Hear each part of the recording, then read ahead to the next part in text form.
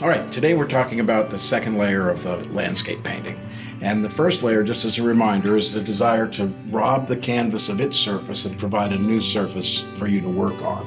And if you can see closely, you'll notice that each of these areas has a different application of paint, so that I have a different surface to this area, this area, this area, this area, and this area. And that's really the job of the first layer of painting, plus establishing a value for each of those, a light dark value for each of those shapes. So that's the job of the first layer. Now the second layer is to start to build your painting and play with palette.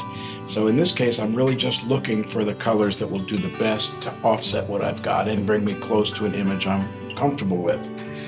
This is almost an entirely green-blue canvas, which means I can start with an analogous palette, which is a little bit of violet and a little bit of a complement, orange.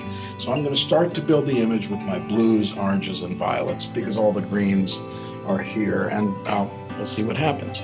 So that's the job, and now I'm going to start with as large a brush as I can, and I'm going to start to mix a little bit of a color to play with the easiest part of the process, which is going to be the blues and the violets in the water.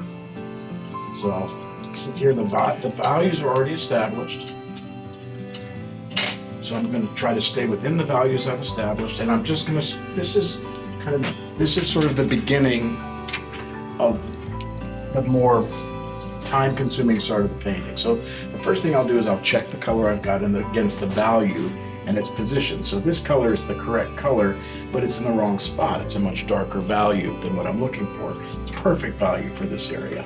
So I'm going to use the surface that I already created, and with an open stroke, I'm going to utilize that surface to pull some of this color down into and activate, and I'm not going to cover this work that I already did.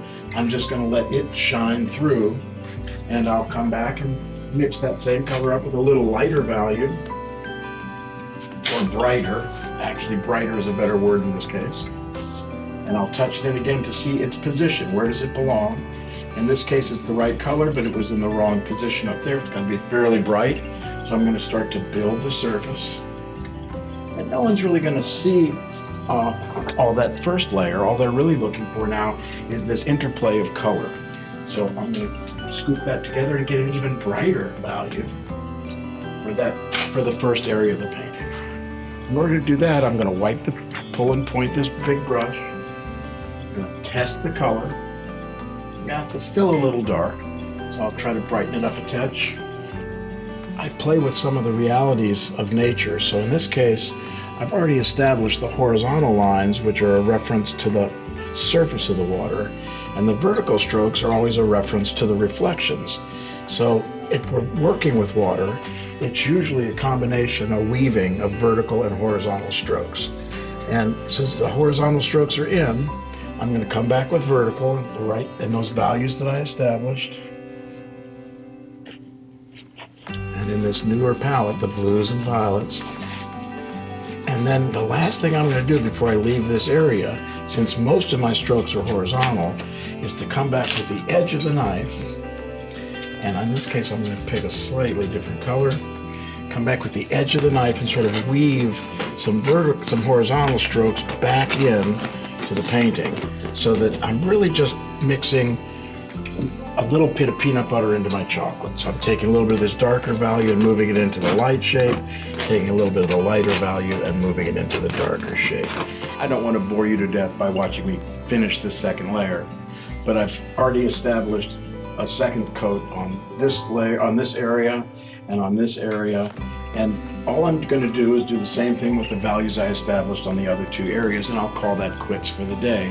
And again, the purpose of this second layer is to refine your shape and refine your color. In this case, I'm just thinking about water, and in this case, I'm thinking about foliage, and this sunlit water, sunlit foliage, and that's all I do.